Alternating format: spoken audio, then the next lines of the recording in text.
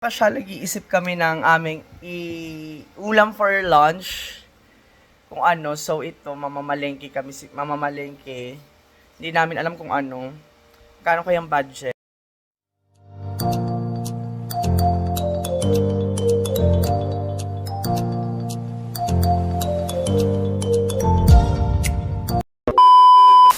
So, ano lang ating lunch? Mamalengke ka na din best. So, bala ka na siguro ano, kaya na siguro to, ito na yung budget.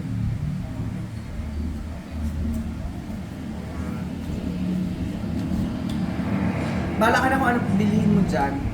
So, bala ka kung mag-salmon tayo or mag-steak. Wala pang snack lang po. Bala ka nga. Huwag gabi ka naman, snacks saka lunch na yan. Sige, sige. Yan, snack. Mamaya na yung merienda natin kung ano. Or mag-ano ka dun sa Louis Vuitton, magbili ka dun na. Emila, sige na. Mga kasyala, magpre-prepare kami ng aming lunch for today's video. So, ito, ang aming ulam is pork and chicken ng pangmalakasan. So, ito na yon. Ang aming ulam, i-wash ko lang tong pork and para maluto na. So, ayan, magsisigang kami and air fryer again. Then yung chicken, air fryer din.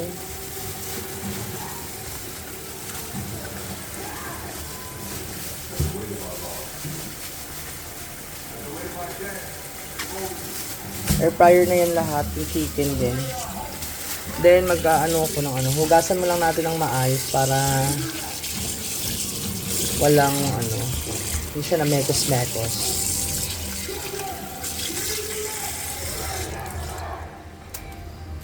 Then yun na, hugasan na. Then yun na, hugasan na, i-prepare ko na yung mga ingredients. Guys, ito para sa aming roasted pork belly. Lalagyan ko na ng konting salt. Mekos-mekos lang yan ha. Then mamassage natin siya para pumunta yung ano doon. Yung ingredients doon sa loob. Then after nyan, syempre dito lalagyan natin ng salt. So, yan. Mas mekos-mekos lang din. Then after nyan, yan na, ready na yan siya. Yung chicken ganun din. Mekos-mekos lang din yung chicken. Salt lang din yan. Salt pa, pepper. Depende kung gusto mo lagyan ng pepper. Tapos ima-microwave lang namin to. Ay, may microwave. Petroleum jelly. Ano? Air fryer. Air fryer. So, tanglad para sa dito.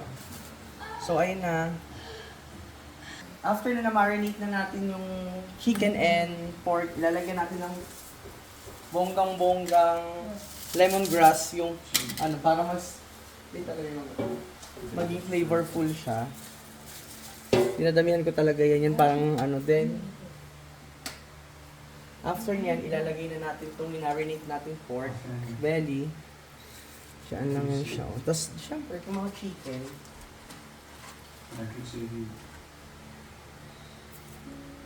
Dito. Sa gilid lang. So, ayan na. Guys, ready na yung ating pork belly na pork belly and roast chicken leg na aming i-air fryer. So, then after nyan, set natin to.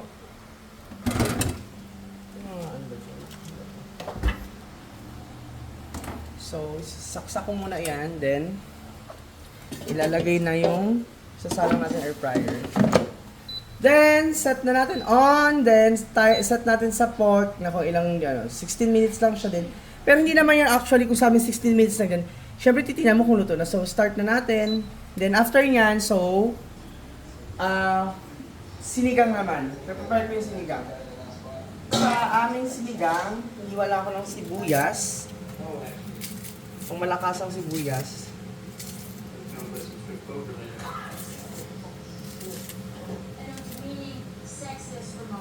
Then, slice ko yan siya. Then, yan. Yung pork pala. Do ito yung pork na pinili ko. Liempo. Masarap kasi ito eh. So, ilalagay na natin.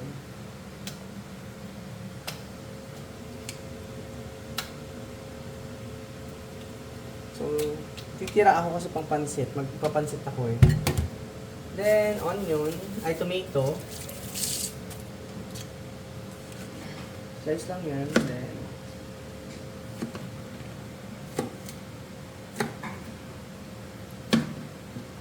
ayan lang. Oh, mekos-mekos lang yan. Mekos-mekos lang yan mga beshi. Then, lagyan natin ng konting salt. Then, tira, salang natin din.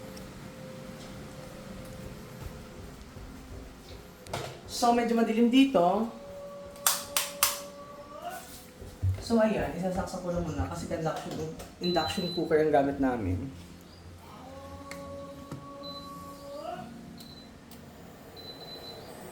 Then, lalagyan ko rin yun ng patis, konting patis lang, ng fish sauce. Then, mekos-mekos na yan.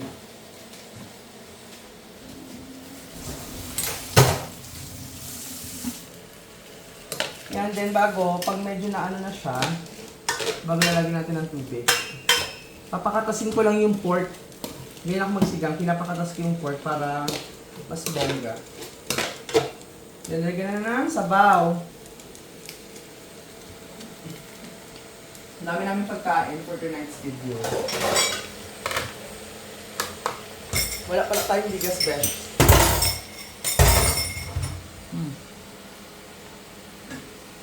Masabaw ka ba? Medyo nagkatasa siya, so lalagyan ko na ng tubig, baka matuyuan pa. Then yun lang. Then papakuluan na natin hanggang lumambot yung pork. So yun lang, abang pa guys. Abangan niyo pa yung lulutuin ko. Maglupa akong pansit Mickey Gisado. Eto guys, para sa aming pansit Mickey Gisado. So, garlic lang, ay onion lang nilalagay namin kasi wala lang kami garlic na ubusan. Then, hiwain ko lang yan. Siyempre, ang pork, hiwain ko din.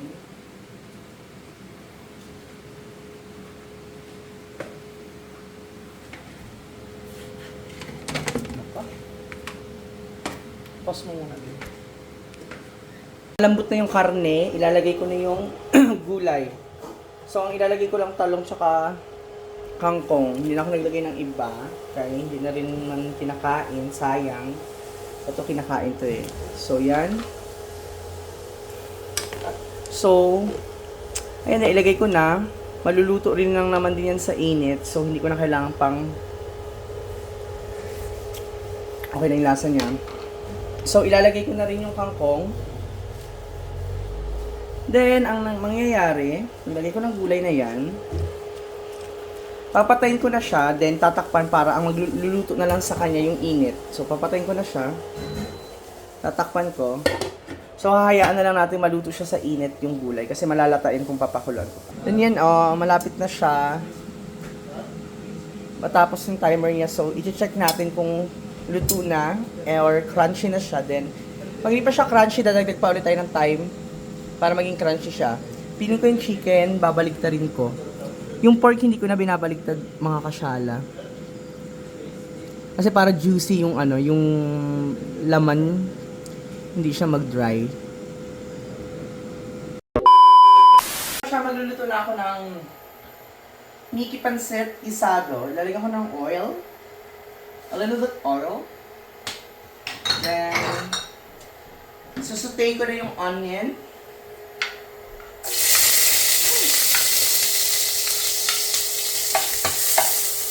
Pork.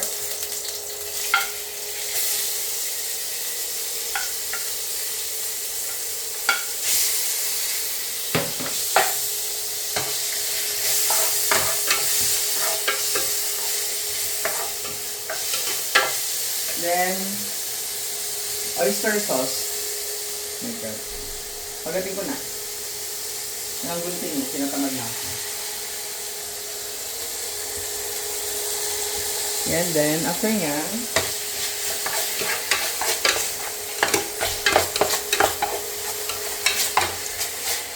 sasabihin na natin, add tayo ng 1 cup of water.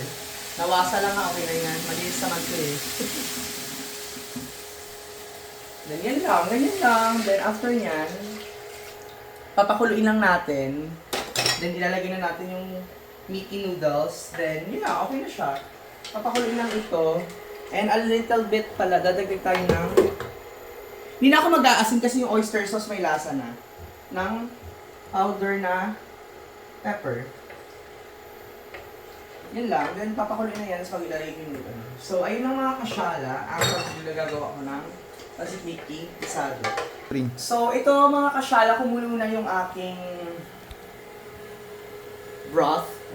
So, ilalagay ko muna yung vegetables. Ako vegetables muna kasi para hindi maluto siya ng konti kasi medyo matigas. Ang noodles kasi, ang bilis lang maluto yan, yung Mickey. So, para medyo maluto siya ng konti. Then,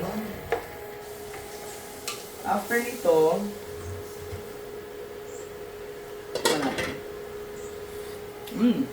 okay na siya, perfect na. Then, pakuluin ko na ng very light. Then, so ayan na guys, pero okay na to yung gulay, medyo naluto-luto na siya. Nalagyan na natin yung noodle. So ito na mga kasya, inugasan ko na yung Mickey noodles, ilalagay ko na siya dito para maluto na. So yan na. So, halo-haluin na natin. Masarap kasi ito, partner sa mga mga dried na ulam. May kahit pa paano mayroon naman ng... Tsaka favorite ko itong pancit Mickey. So ayan, hintayin lang natin ma-absorb niya yung sabaw, then okay na yung luto na. So, ayun na mga kasyala. Na-absorb yun na yung sabaw. So, ipi-plating ko na lang to. So, later ipi-plating ko kasi isasabay-sabay ko silang plating kasama ng mga iba pa namin dito. So, ito hanggang dito lang muna mga kasyala. Mga kasyala, luto na ang aming roasted pork belly. So, ayan, yummy! So, ilalagay ko na siya sa plate niya. Ipi-plating ko na siya. Then, kakain na kami. Look kung gaano siya ka-crispy. Oh, di ba ang crispy niyan? So, ayan lang ang aming ulam for tonight's video. So, crispy. Then, ilalagay ko na siya dyan. So, ayan, mga kasyala, kakain na kami. Kasyala, ready ng aming lunch. Sinihintay na lang namin si Tito. So, ito ang aming mga kakainin for today's video. So, meron kaming pancit Mickey gisado,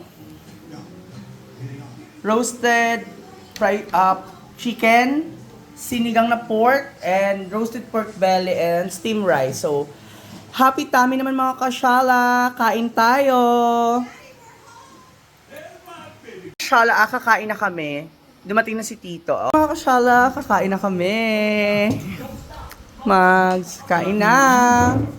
Kaon na. Kaon ka.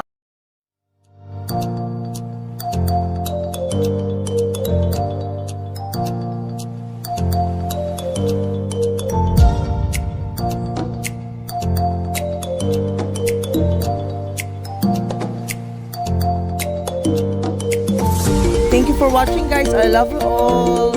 Mama.